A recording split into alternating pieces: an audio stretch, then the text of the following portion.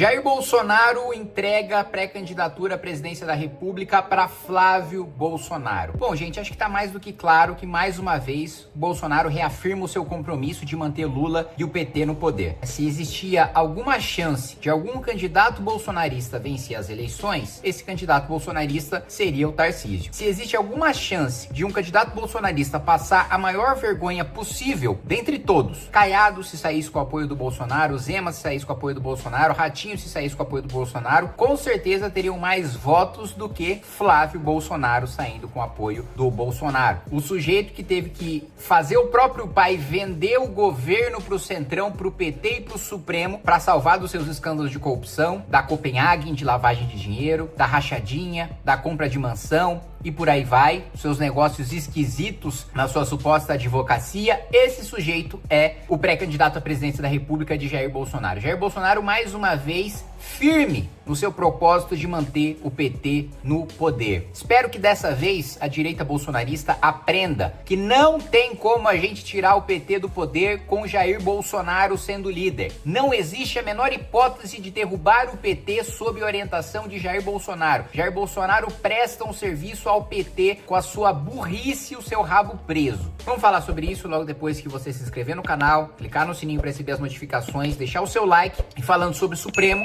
saiu meu livro Entre a Toga e a Tribuna, numa análise das intervenções do Supremo no processo legislativo. O link tá aí na descrição do vídeo. Vamos lá. Gente, Flávio Bolsonaro, tá? Pra quem não se lembra, é aquele sujeito que tinha um gabinete na Assembleia Legislativa do Rio de Janeiro, com um funcionário fantasma, com rachadinha, com uma loja da Copenhagen usada pra lavar dinheiro, e que foi o responsável por articular em favor do Supremo Tribunal Federal, retirando as assinaturas. Nós já tínhamos, eu era deputado já, nós já tínhamos as assinaturas necessárias para abrir a CPI lava-toga no Senado da República. Flávio Bolsonaro mandou tirar as assinaturas. Jair Bolsonaro mobilizou seus senadores para tirarem as assinaturas. A gente poderia ter a maior lava-jato em relação ao judiciário da história do país, e eles mataram isso por causa do rabo preso do Flávio. Jair Bolsonaro fez acordo com o PT para nomear o Procurador-Geral da República petista, que depois acabou denunciando os próprios bolsonaristas, virou um verdadeiro tiro no pé, o que qualquer pessoa com mínimo de capacidade cognitiva saberia que o melhor amigo do José Dirceu, obviamente, ia se voltar contra os bolsonaristas depois de nomeado PGR. Mas Jair Bolsonaro achou por bem nomear o Augusto Aras para blindar o Flávio e acabar com a Operação Lava Jato. E assim ele fez. Achou por bem também nomear 2 ministros do Supremo, um ministro supremo responsável por permitir que o Lula utilizasse as provas ilícitas do hackeamento do celular de Sérgio Moro e de Deltan Dallagnol para anular a Operação Lava Jato e ter de volta os seus direitos políticos.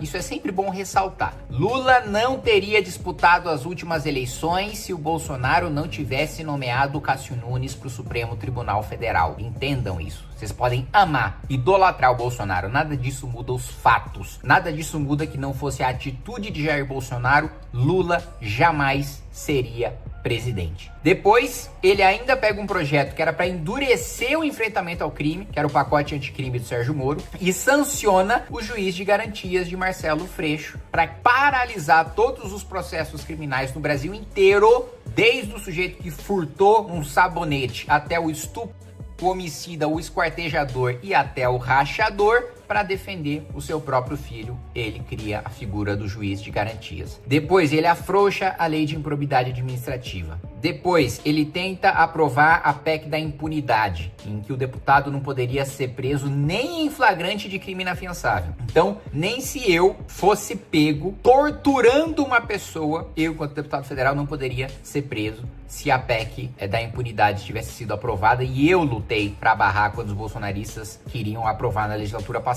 Nós tivemos também a PEC da vingança, em que o número de indicações políticas para o Conselho Nacional do Ministério Público aumentou, porque o Bolsonaro queria colocar mais indicações políticas para perseguir promotores que investigavam escândalos de corrupção, como foi o caso dos promotores do Ministério Público do Rio de Janeiro, que desmantelaram o esquema de rachadinha de lavagem de dinheiro de Flávio Bolsonaro na Assembleia Legislativa do Rio de Janeiro. Vocês estão entendendo que Bolsonaro escolheu o candidato preferido do Lula Lula agora tá soltando rojão, tá estourando champanhe. O camisa 10 do Lula deixou de ser Eduardo Bolsonaro para ser Jair Bolsonaro. Lula não poderia escolher coisa melhor para acontecer. Se o Lula tivesse, sei lá, um gênio da lâmpada que ele pudesse fazer um pedido, né? Ó, faz um pedido aí que não seja você vencer a reeleição, mas que possa te ajudar a vencer a reeleição. Ó, se você pudesse escolher entre o PIB crescer 10% nesse ano, se você pudesse escolher entre o número de assaltos ir para 0 nesse ano, ou se você pudesse escolher que o Flávio Bolsonaro fosse o candidato dos bolsonaristas para disputar contra você, Lula ia escolher o Flávio Bolsonaro. Lula, assim, não tem PIB de 10%, não tem segurança resolvida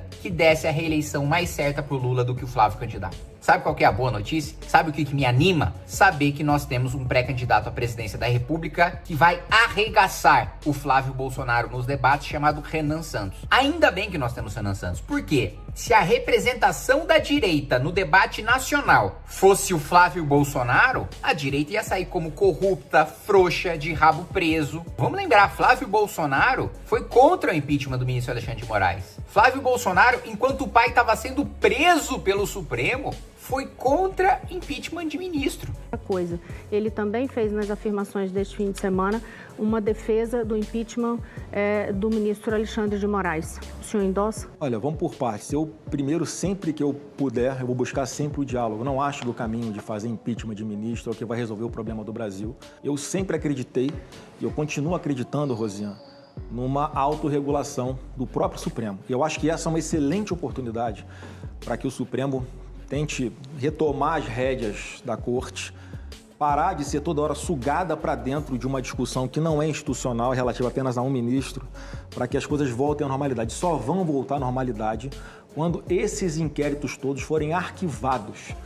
Durante todo o processo, foi contra. E se orgulha de ter sido contra. Então, este sujeito, se representasse a direita no debate público nacional, a direita ia ficar absolutamente desmoralizada. O eleitor médio ia olhar e falar, direita é isso? Direita é rachadinha? Direita é funcionário fantasma? Direita é mansão milionária sem ter salário pra isso? Aí eu falo, porra, então eu tô com o Lula. Ainda bem que nós temos Renan Santos pra mostrar que tem uma direita com conteúdo, né? Porque o Flávio Bolsonaro é uma porta, não tem conhecimento de nada. Eu convivo com ele no Congresso Nacional, não tenho capacidade de fazer um debate profundo sobre nada. Me fala, mesmo você que é bolsonarista, que idolatra o Bolsonaro, me fala uma matéria que o Flávio Bolsonaro domina, que vem na sua cabeça e fala, não, o Flávio Bolsonaro ele é bom nisso. Não sabe debater segurança pública, não sabe debater economia, não sabe debater saúde, não sabe debater educação, não sabe debater orçamento público, não sabe debater defesa, não sabe debater infraestrutura, não sabe debater ciência e tecnologia. Não há nenhuma área de debate que Flávio Bolsonaro se destaca. Você parou pra pensar aí? Você que é um idólatra do Bolsonaro,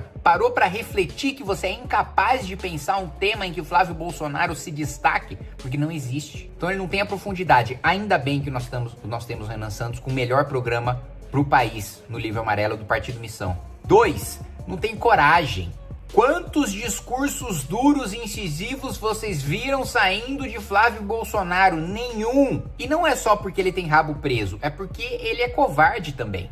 E eu vou dizer pra vocês, Renan Calheiros, todo enrolado na justiça, com um rabão enorme preso, quando foi afastado da presidência do Senado pelo Supremo, sabe o que ele disse? Eu sou presidente do Congresso Nacional, a Constituição não diz que o presidente do Congresso Nacional não pode ser réu, porque ele tinha acabado de se tornar réu, e a Constituição não permite que uma canetada de um ministro do Supremo afaste um presidente de um poder. Então eu vou ignorar, eu vou descumprir a decisão do Supremo e vou me manter na presidência do Congresso Nacional. Mesmo com o rabo preso, o cara foi corajoso e peitou o Supremo. Flávio Bolsonaro não só tem o rabo preso, como o Renan Calheiros, como não tem a coragem de peitar nada nem ninguém. Ele teve a oportunidade, nas sabatinas de ministro do Supremo, de arregaçar com o Zanin, de arregaçar com o Flávio Dino. Vocês se lembram do discurso dele nessas duas nomeações? Xoxo. Água de salsicha. Ele é o sujeito que quando disputou a prefeitura do Rio, ele desmaiou no debate por medo de debater com a Jandira Fegali, gente. Nossa, já tô numa baixa da pressão aqui. O senhor precisa que repita a pergunta? Por favor, por favor. Ok. Se você estiver passando mal. Ele tá passando mal. Tá passando mal. Por favor. Não dá pra continuar. Tá passando mal. Os assessores podem, por favor. Pelo amor de Deus. Um cara que desmaia num debate de nervosismo, de debater com a Jandira Fegali, vai participar de um debate presidencial? Então, Ele não tem preparo, não tem caráter, o cara não tem nada. Ainda bem que nós temos um pré-candidato à presidência da República. E eu garanto pra vocês, estando no debate, o Renan vai arregaçar Lula e Flávio Bolsonaro.